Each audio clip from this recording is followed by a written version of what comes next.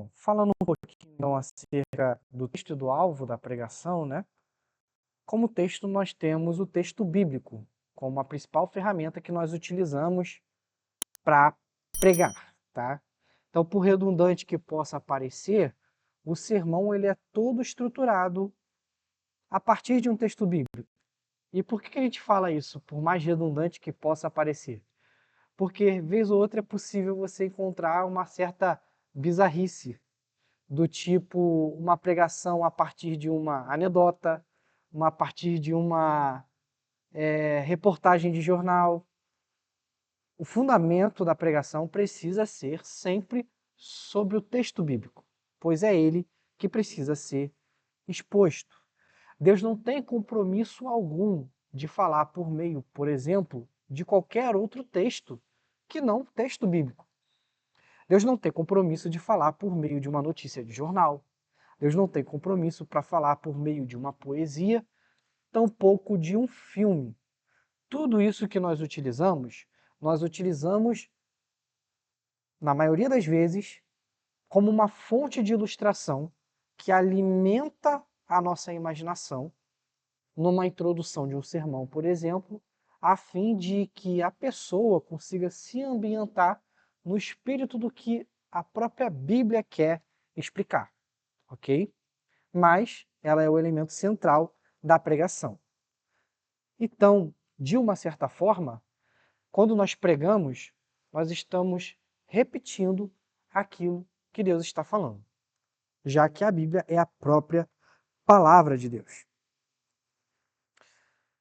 Há algumas dicas para pregar, né? Normalmente nós podemos pregar levando em consideração datas comemorativas, o calendário cristão. Então a gente pode se valer, por exemplo, de momentos como a Páscoa, o Natal, para aludir temas específicos sobre isso, uma vez que quando nós estamos diante desse período, o coração das pessoas acaba por ficar mais suscetível a esse tipo de mensagem, né? A mensagem do nascimento do nosso Salvador no Natal é uma mensagem que, via de regra, as pessoas estão suscetíveis a receber.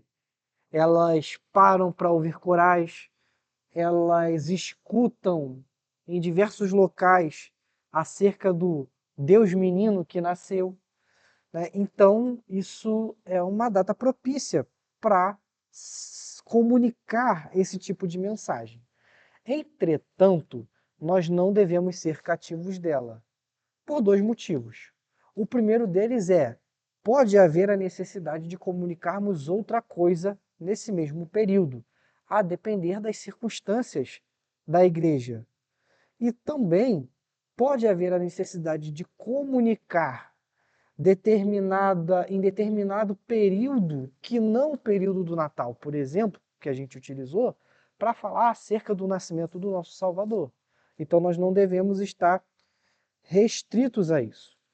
Uma outra oportunidade que temos é de tratar de temas relevantes a partir de eventos que acontecem do nosso dia a dia. Então, por exemplo, lidar com a questão do aborto quando esse tema está sendo discutido no meio político, no meio judiciário. É um momento em que as pessoas estão propícias a entender a relevância do tema. Isso também pode ser, de alguma forma, uma oportunidade, ok? Entretanto, deve-se ter um certo cuidado com o que vem de fora, porque nós podemos acabar por cometer erros à medida que, ao tentar reagir a um determinado assunto, a gente acabar se cegando para a exposição correta de outros. Então, nem toda oposição a determinado tema diretamente em um contexto específico é a melhor abordagem para lidar com aquele assunto. Às vezes, uma abordagem mais aproximadora pode ser mais útil e efetiva, por exemplo. Ou o contrário. Às vezes se espera em determinado momento uma abordagem mais aproximadora, enquanto a necessidade é de haver uma abordagem mais reativa. Tudo isso as circunstâncias e a sabedoria do ministro que prega é que vão dizer para cada situação como essa. O texto, ele é somente a expressão de Deus que deve ser comunicada, ok? Uma vez que nem tudo que nós lemos na Bíblia, e isso aqui pode causar uma certa pulga atrás da orelha da gente, expressa diretamente a palavra de Deus ou a vontade de Deus para nós. Nós, por exemplo, vemos passagens da Bíblia que relatam atos pecaminosos de homens de Deus e também de gente ímpia. Aquilo ali é palavra de Deus enquanto Deus está expressando a sua revelação ao longo da história. Mas aquilo ali não é uma vontade expressiva de Deus. Deus, por exemplo, não tem vontade que o homem tenha mais do que uma mulher. Muito embora você possa encontrar passagens na Bíblia que demonstrem, em um determinado momento, um homem contraindo mais de um matrimônio. Então, nós precisamos ser sensíveis a esse tipo de afirmação, porque muitas vezes você tem situações pecaminosas, situações problemáticas no texto bíblico, que estão ali como um ensino daquilo que não se deve fazer ou que não se deve utilizar, e via de regra, as pessoas podem retirar aquilo do contexto e utilizar aquilo justamente para defender o indefensável, ok? Por isso, na Bíblia também se registram palavras de homens ímpios e até o diabo. Então deve haver um cuidado com o uso de textos fora de contexto. Nós precisamos redobrar o nosso assunto nesse tipo de situação. Um exemplo muito bom que a gente pode utilizar. Abra comigo em Isaías, capítulo 41. Eu acho que o texto é esse. Espera aí. Isaías, capítulo 41. Isso, verso 6. Se você veio de outra denominação, provavelmente você já ouviu alguma saudação ou alguma pequena pregação a partir desse texto. O texto só diz assim: um ao outro ajudou, e ao seu irmão ou ao seu companheiro, em outras versões, disse: esforça-te. E aí a pessoa vem falando: olha, a gente precisa ser unido como um corpo só. A Bíblia fala: um ao outro ajudou e ao seu irmão disse: esforça-te. Esse tipo de afirmação é uma afirmação que, por mais que nós devamos defender a irmandade entre irmãos em Cristo, esse texto não está dizendo sobre isso, tá? Se você ler logo embaixo, o texto diz assim, ó: e o artífice animou ao ourives, e o que alisa com o martelo ao que bate na bigorna, dizendo da coisa soldada: boa é. Então com pregos afirma, para que não venha a mover-se. O que esse texto está querendo dizer? Tá? Esse processo aqui, gente, do homem que está artífice fazendo o uso do ouro e soldando, é um processo de construção de um ídolo. E é como se você lê todo o contexto de Isaías 41, Isaías está dizendo que Deus é um Deus verdadeiro que tem um povo e que o povo de Israel pode se alegrar e confiar no próprio Deus. Enquanto que aqueles que constroem ídolos para suas mãos só podem olhar um para o outro e encontrar somente um no outro a motivação para viver. Algo completamente diferente do que normalmente se veicula. Então, esse tipo de cuidado precisa haver quando a gente está diante de passagens como essa, ok? Prosseguindo. é preferível que a gente utilize um texto para cada sermão. Deixe outros textos para outras ocasiões. Então não é muito aconselhável o passeio pelos textos bíblicos indo de Gênesis até Apocalipse. Eventualmente você pode citar outras passagens dentro da exposição, mas elas somente servem para elucidar aquilo que você está explicando ao longo de toda a passagem. Por quê? Foco é necessário. A gente precisa criar a disposição de explicar a passagem que a gente se comprometeu a explicar. Se a gente rodar todo o texto bíblico, a gente vai fazer tudo menos explicar a passagem que a gente leu no culto. Então, deve-se ter o foco de apresentar o texto que foi lido e esse que precisa ser exposto. Deve-se, portanto, optar sempre um texto com sentido claro, tá? Que permita que os ouvintes retornem a ele durante a semana. Um bom hábito é a gente pegar aquilo que foi pregado, ler o texto bíblico nas nossas casas novamente e tentar relembrar aquilo que foi explicado no texto. Só assim nós seremos capazes de internalizar os sermões que nós aprendemos, ok? Quanto mais difícil for a interpretação de um texto, mais controvérsias eles terão. Então, quando se for expor um texto difícil, precisa se ter a certeza de que aquilo que será dito realmente é uma afirmação que o texto faz, ok?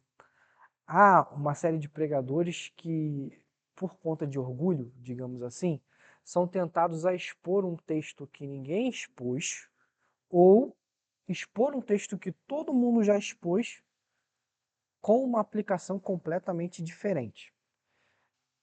Isso é um pouco perigoso, pois uma vez que você entre por um caminho tão arriscado quanto esse, a chance de você incorrer um erro e pronunciar algo que o texto não disse é grande.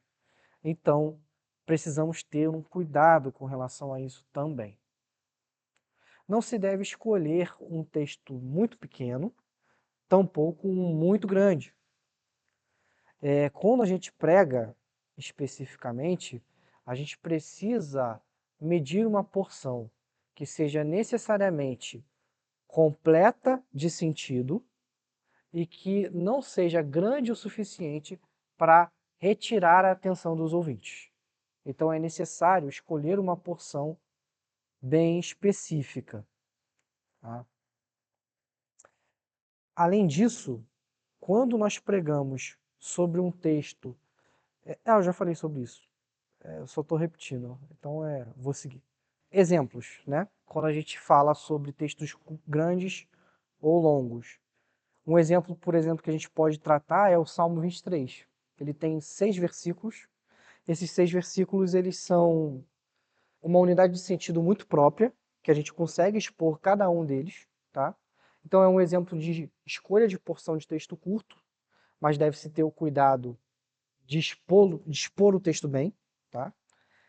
E também existe uma outra hipótese, que é você pegar um texto de um profeta menor por inteiro e expor ele a uma para dar a visão panorâmica do texto. Em ambos os casos, nós precisamos ter esse cuidado com o que foi afirmado anteriormente, que é a situação de tomar cuidado com textos nem tão curtos ou nem tão longos. Se optar por fazer isso, precisa ter o cuidado de manter essa unidade de sentido, ok? Um cuidado muito grande que deve haver na hora de fazer o sermão. Jamais evitar utilizar alegorias, ou melhor, jamais trabalhar com alegorias no preparo do sermão. O que significa utilizar um texto alegórico? É como se você estivesse diante da situação de Davi e Golias, e você dissesse que Golias é um problema da sua vida e que você tem que ser como Davi e derrubar o gigante. Aquele texto, ele tem uma mensagem muito bem expressiva a partir de um evento histórico que de fato aconteceu, que é o seguinte: nós devemos confiar no Senhor, porque é Deus quem suplanta todos os nossos problemas. Então, a partir do momento em que a gente pega uma passagem que ela não afirma exatamente o que é mencionado e transporta uma alegoria, via de regra a gente está mudando a ordem geral do ensinamento da passagem, tá? Onde a gente vê isso? A gente vê isso muito nas chamadas mensagens triunfalistas, que utilizam uma série de eventos que acontecem no Antigo Testamento, falando acerca da vitória de Israel contra os seus inimigos e transporta isso como uma vitória da igreja contra o seu inimigo, que aí pode ser uma pessoa que escarnece de você, que zomba de você pelo fato de você ser crente. Esse tipo de aplicação é uma aplicação muito problemática, porque tudo aquilo que Deus fez com o povo de Israel, a ação dele foi por um motivo muito simples. O Senhor escolheu a nação de Israel para ser o caminho pelo qual ele traria o Messias ao mundo. Então, Israel existe para esse contexto. A partir do momento que você retira esse contexto maior para interpretar uma passagem como essa e trazer para os dias de hoje, sem apontar para a pessoa de Cristo, nós estamos cometendo um erro de alegoria, ok? Se a alegoria é problemática, existem outras alternativas mais viáveis, né? Nós podemos utilizar analogias, tipologias, ilustrações, tudo feito com muita parcimônia e uma boa aplicação, tá? Entretanto, devemos evitar sempre a alegorização, tá? A alegoria, portanto, ela é a nossa imaginação solta, dizendo que Deus diz o que ele não disse. A analogia, pelo contrário, é uma simples comparação e nunca extrapola o texto bíblico. Que tipo de analogia nós podemos fazer? Nós podemos fazer uma analogia, por exemplo, entre Moisés e Jesus.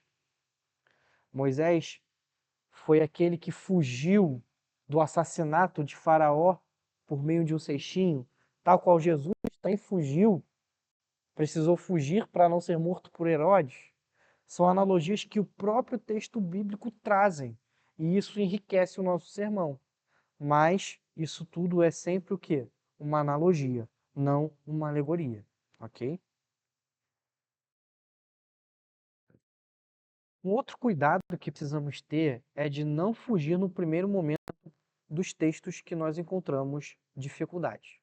Deve-se ser insistente, prosseguir, orar, ler e reler o texto pedindo que o Senhor auxilie no processo de interpretação. Caso você não consiga compreender o texto, deve-se evitar expô-lo enquanto você não compreendeu, mas sempre busque auxílio.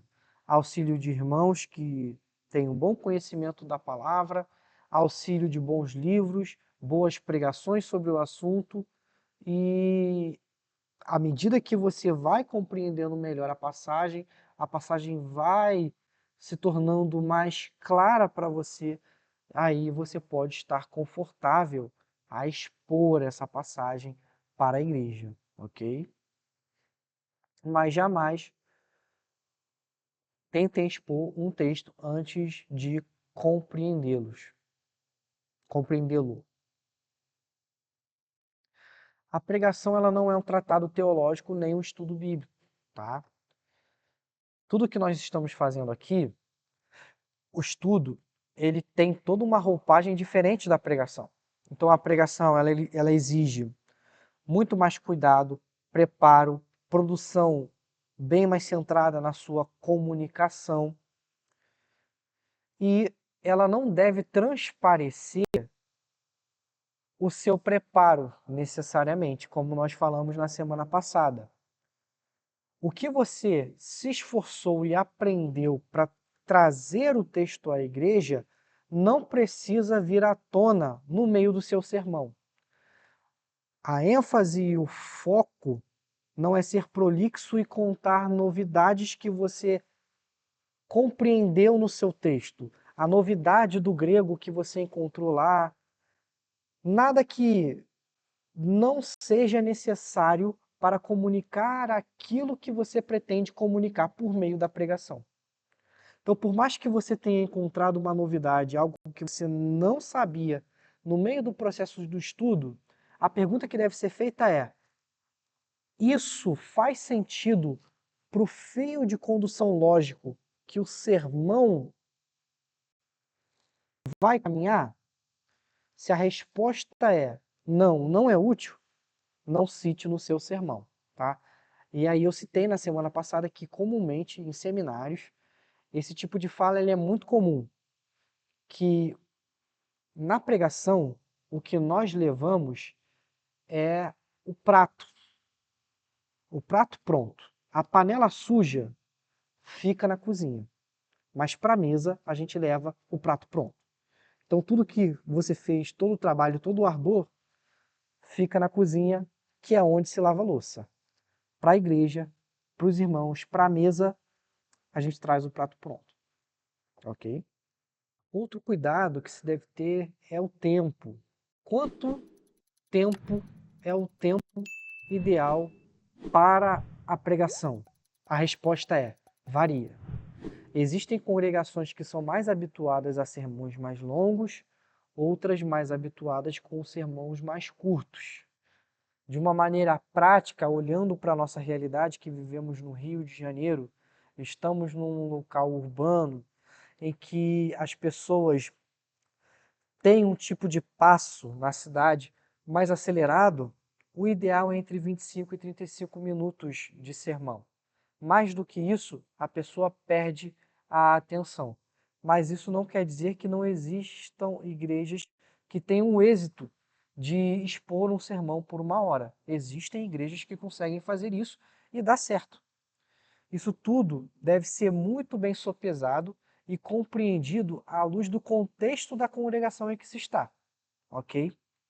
Então, tudo isso é muito próprio, não existe uma regra específica. Mas, curiosamente, já que nós estamos falando de cidade, é comum perceber que, via de regra, públicos mais jovens e mais urbanos tendem a ouvir sermões mais curtos do que pessoas que são mais velhas ou do interior. Essa parece ser uma comparação bem específica. Talvez uma necessidade para nós que vivemos na cidade de compreender de uma certa medida que a nossa vida está se tornando acelerada demais e talvez não devesse ser tanto assim. Mas um outro ponto que é importante nós mencionarmos é que sermão longo não é sinal de saúde e sermão curto não é sinal de frieza espiritual. Isso é uma coisa que é extremamente necessária. Qual é o alvo, então, da nossa pregação? O alvo da nossa pregação é apresentar a história da redenção. E por redenção, nós queremos dizer algo que estava caminhando para o fim do poço e tem uma reversão completa que traz uma guinada para uma mudança extremamente positiva. Isso é redenção. É o que Deus fez conosco. Nós estávamos caminhando para a morte eterna por conta do pecado e Deus, pela sua graça, pela morte e pela ressurreição de Cristo, nos deu uma vida eterna, nos redimiu. Isso significa redenção, mudança completamente de quadro, ok? Então, todo o sermão, ele tem por alvo apresentar essa história da redenção. E essa redenção, ela foi feita em Cristo Jesus. Então, não faz sentido nós pregarmos um sermão que não seja, sobretudo, cristocêntrico, ok? Se a palavra de Deus como um todo aponta para a pessoa de Cristo, o nosso sermão também deve apontar para a pessoa de Cristo. Lá em João capítulo 5, verso 39, Jesus diz assim: olha, vocês analisam as escrituras, diz isso para os fariseus. Vocês analisam as escrituras e dizem nela ter a vida eterna. Mas o que vocês não percebem é que essas escrituras testemunham de mim. Então, uma vez que a palavra de Deus, tanto o Antigo quanto o Novo Testamento, testemunham da pessoa de Cristo, assim nós devemos apresentar Cristo na Escritura. Então, nós temos a história humana se desenvolvendo, Deus preserva toda a raça humana com a sua criação. Essa criação, ela tem princípios. Deus, ele arregimenta seus escolhidos em todos os tempos, em todas as sociedades. E para ele fazer isso, ele preserva a raça humana até que todos os seus eleitos venham chegar à redenção. Então, a pregação ela vai existir enquanto os eleitos precisarem se achegar ao Senhor. E todo esse processo da pregação começa lá na morte do homem em Gênesis, a partir do fruto do pecado que se seguiu a partir da queda do homem no Éden. Essa morte ela entra como um fim da nossa existência temporal, e isso tudo só ocorre sendo vencido na cruz de Cristo, quando Jesus vence em si para nós. Ele vence em si porque ele ressuscita, e para nós porque nós passamos a receber tudo aquilo que ele conquistou. Tá? E a partir daí a gente pode entrar na alegria do Pai. Tá? Então a morte física, ela recai sobre a humanidade como fruto do pecado, mas ela não afeta a gente como antes, porque a morte física para nós agora é apenas um estado temporário, uma vez que nós aguardamos entrar na vida eterna. Esse é o processo do alvo da pregação. E isso continua. Que tipo de aplicação nós podemos fazer diante desse fato? Nós falamos de um fato. Houve um fato da queda, houve um fato da morte e ressurreição de Cristo, há um fato de que nós morreremos e há um fato de que nós viveremos. Nós devemos observar que temores e dúvidas diante de tudo isso, sobre o que nos aguarda após a morte, não passam mais a importância que tinham. A alegria de saber que residimos no coração do Deus eterno que a tudo preserva, inclusive a nós, suplanta todas as coisas. Então o cristão ele passa a ter, diante desse longo processo da pregação, a certeza e a esperança de que um dia nós seremos preservados com Cristo. Então a pregação, a partir do seu alvo, apresenta para nós uma mensagem de esperança. Ela sai do campo da apenas comunicação de fatos e entra numa nova seara, a seara de trazer a nós a confiança necessária para nós seguirmos os nossos dias sem dúvidas e medos. Ok? É bem verdade que ao longo da história do homem, este não deu a devida atenção aos cuidados de Deus. Inúmeras vezes abusou em rebelião e pecado, desafiando as ordens de Deus e sendo totalmente distante daquilo que o Criador tinha estabelecido como elemento de prosseguimento natural da raça. Isso fica claramente demonstrado de forma global no episódio do dilúvio e de modo mais localizado no episódio da destruição das cidades de Sodoma e Gomorra. As renovações sucessivas da aliança de Deus com seu povo são um demonstrativo contrário de que Deus, a despeito de nossa infidelidade, mantém-se fiel a nós e o faz por ter como penhor a si mesmo. Então aí, a partir desse processo de pecado entrou no mundo, veio a morte, e nós temos a promessa da redenção em Jesus Cristo, nós começamos a ver um longo período no qual Deus preserva o seu povo por meio de alianças. E todo esse processo é o caminho da redenção. Lembra que eu falei lá atrás que a gente precisa olhar para o povo de Israel de uma maneira correta? É a partir desse entendimento que a gente coloca o povo de Israel e esse processo da maneira certa ao ler o texto bíblico. Uma vez que Deus começa a fazer uma série de alianças com o homem, faz com Noé, faz com Abraão, faz com Moisés, faz com Davi, e depois de Davi, Cristo. E a cada uma dessas alianças, ele vai revelando e demonstrando uma série de promessas do que ele há de fazer com o seu povo. Então a pregação ela precisa ser sensível a esse processo.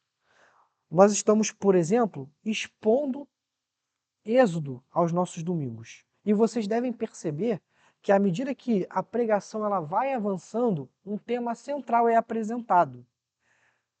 Deus começa a chamar um povo para tirar ele da escravidão e conduzi-lo a uma terra prometida. Isso é o quê? É a mensagem da redenção acontecendo em Êxodo. Nós estávamos na escravidão do pecado, Jesus é o Cordeiro que traz essa libertação. Nós somos peregrinos caminhando para a terra celestial, aonde nós encontraremos a verdadeira paz e o verdadeiro descanso. Todo o deserto, no Pentateuco, que começa em Êxodo e termina lá em Josué, é esse processo de caminhada cristã que nós temos hoje. É isso que o pregador vai fazer. Ele vai ser sensível a como o texto está comunicando essa história da redenção. Percebam, quando a gente canta a canção Êxodo, lá do Projeto Sola, essa é a ponte que eles fazem. Primeiro eles falam do cordeiro da última praga do Êxodo, que vai libertar o povo de Israel do Egito, e depois ele fala do cordeiro Jesus Cristo que morreu na cruz do Calvário. Então esse tipo de processo é o processo necessário para a pregação. Ok? Basicamente tudo isso a gente falou aqui. E para concluir, a Bíblia traz uma série de menções especiais dos cuidados de Deus direcionados aos seus filhos. Mas isso não significa uma vida de triunfos desmedidos nesta vida material. Na verdade, toda a preservação da aliança aponta diuturnamente para o fiel e final cumprimento de tudo, o que somente virá após o nosso encontro eterno com Deus. Muito embora nós tenhamos uma promessa de paz e de vida eterna, essa promessa é somente na consumação de todas as coisas. Nós não temos uma promessa durante o período que vivemos aqui para gozar desta vida já agora. Não pelo menos do ponto de vista físico das coisas. Lembra que eu falei que o processo da redenção mostra, ele precisa ser sensível em apontar ao longo do processo como aquilo se encaixa para apresentar a pessoa de Cristo? E que o deserto de Israel é esse caminho de peregrinação que hoje nós vivemos enquanto cristãos, fazendo uma analogia. Essa analogia, ela se aplica exatamente a essa afirmação. A afirmação de que no mundo nós teremos aflições, mas devemos ter bom ânimo porque o nosso Senhor venceu o mundo. Então, todas essas promessas que nós temos em Cristo, elas já alegram o nosso coração, já santificam, já nos ajudam a viver uma vida de santidade, mas elas não devem, de forma alguma, desculpa, irmãos, ser compreendidas como uma já vida de bonança aqui na Terra. Isso não é a promessa que nós temos. Dessa forma, então, a gente acaba por prevenir o nosso coração de abolir algumas advertências bíblicas, como aqui nos lembra que um dia nós morreremos, mas que a vida de fato e a alegria eterna representam o prazer final e total do Filho de Deus, como nas palavras do salmista, que o salmista diz no Salmo 16: Por isso meu coração se alegra e no íntimo exulto, mesmo o meu corpo repousará tranquilo, porque tu não me abandonarás no sepulcro, nem permitirás que o teu santo sofra decomposição. Tu me farás conhecer a vereda da vida, a alegria plena da tua presença, eterno prazer à tua direita.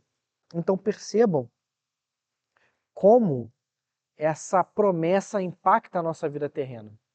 Não do ponto de vista físico de ter bênçãos de ter coisas materiais, mas uma eterna disposição de alegria no íntimo do nosso coração para compreender que essa promessa ela vai acontecer. Então, nós não viveremos eternamente na morte, mas conheceremos os caminhos da vida. E nessa presença teremos uma vida eterna em alegria com Deus. Portanto, né, as Escrituras nos advertem que passaremos dificuldades nesse mundo. Muitos de nós padecem enfermidades e perseguição, mas aquele que perseverar até o fim, esse será salvo. E em sua salvação verá o cumprimento da preservação de Deus. O próprio Jesus adverte a esse respeito ao dizer: odiarão vocês por minha causa, mas aquele que perseverar até o fim será salvo. Já explicamos isso. E por fim, de toda forma, o resultado da nossa existência glorificará a Deus, o que nos remete à consonância com a primeira pergunta do catecismo: qual é o fim principal do homem? E a nossa resposta é: o fim principal do homem é glorificar a Deus e gozá-lo para sempre. Aquilo que temos aprendido como sendo perseverança divina, em muito pode ser considerado parte da providência, na qual o Deus Todo-Poderoso nos sustenta e preserva por causa do seu imenso amor e para o cumprimento dos seus eternos desígnios. Então é isso que nós devemos observar na pregação. Esse processo longo da redenção, na qual Deus cuida de nós e que tudo no final das contas redunda para a glória de Deus, sabendo que Ele há de nos sustentar até o final. Amém, irmãos? Dúvidas, acréscimos, colocações?